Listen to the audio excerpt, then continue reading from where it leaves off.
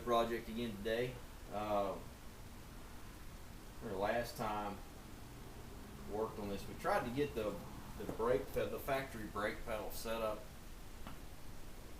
to work out for us, just making some brackets and moving them, and then adding a clutch to it. But it's really not going to work any way that I can see feasible. So I've been looking online and found some brake pedal setups that I think we can get, or some actual assemblies that I think we can get to work pretty easily. They got all kinds of things like remote reservoirs, and you can change them around. The top hanging reverse, with the master cylinders back this way, and of course forward. And they've got a floor pedal setup. I think we're going to end up going with one of those. I'm not sure which one yet. Haven't really decided. We might end up going with something, say in front here, and then doing a reverse setup on the linkage.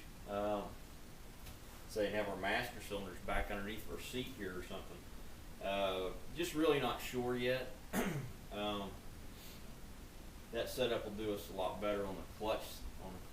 Also, we end up putting a slave cylinder on the linkage on the engine instead of the factory cable setup that the R1 has.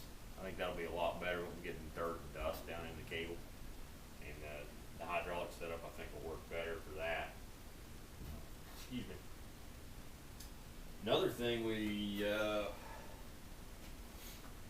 do there, it has instead of putting a proportioning valve in it, it has like two master cylinders for the front and rear brakes separately with a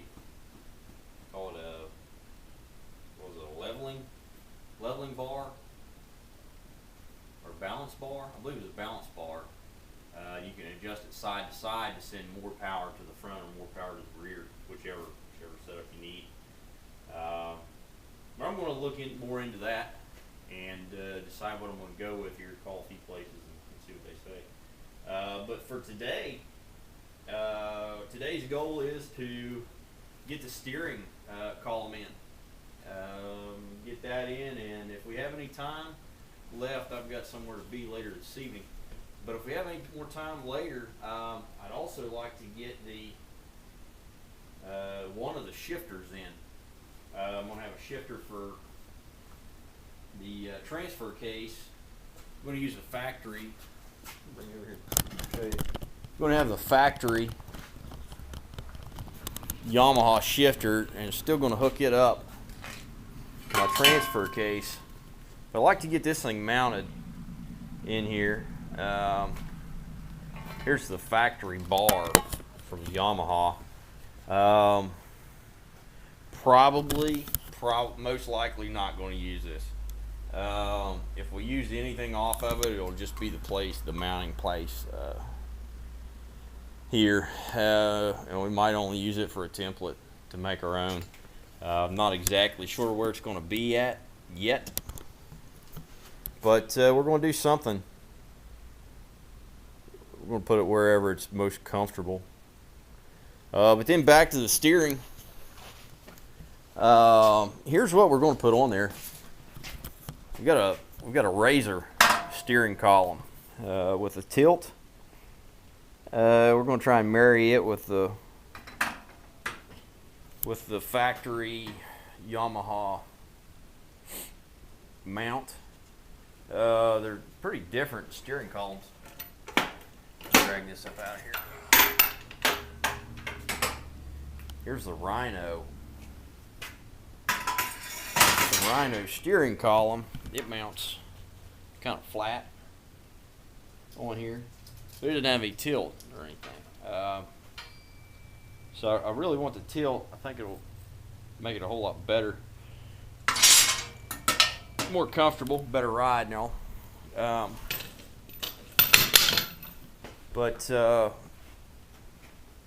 going to do that. I think we're just going to end up, I was looking earlier, and I think we're just going to be able to cut this bracket off and then slide it over the 3 inches or so that we need, weld it back on, and then maybe just put some tabs on the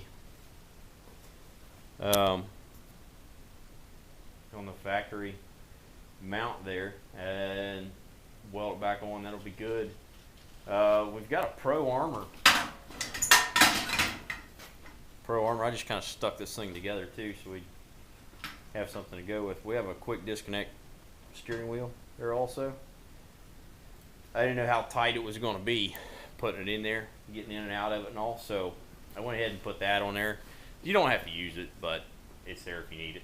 So that's there. Then we're also going to look at, I've got an electric steering pump set up. Got this from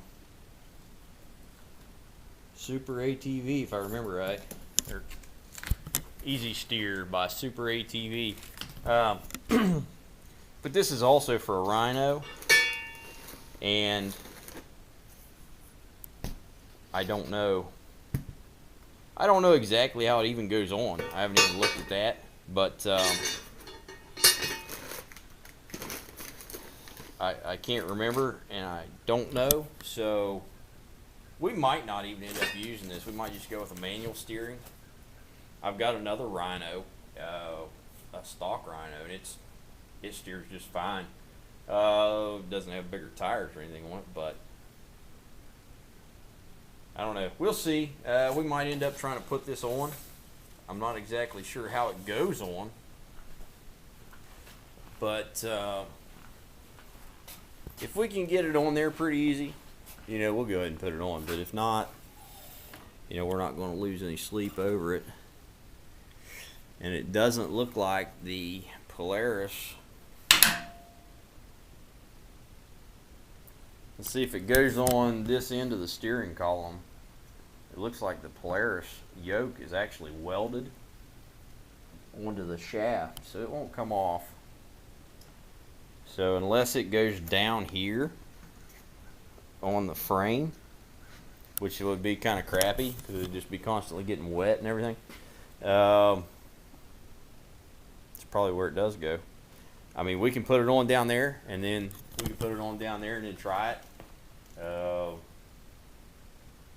kind of looks like that plate might be where it goes, actually. So anyway, first things first. We'll try and roll this thing outside. We got our plasma cutter put back together, so it should work. Make things a lot easier cutting and grinding and welding. It's warm back up outside too. I'm in a t-shirt, which means it's anywhere from 40 to 100 degrees outside. The snow's pretty well gone, so I'm guessing it's in the 50s or 60s now. But anyway, we'll get this thing rolled outside and start cutting on it, on our brackets, and hopefully we can get them put back on there in the right places. But, all right, we'll see you guys in a little bit.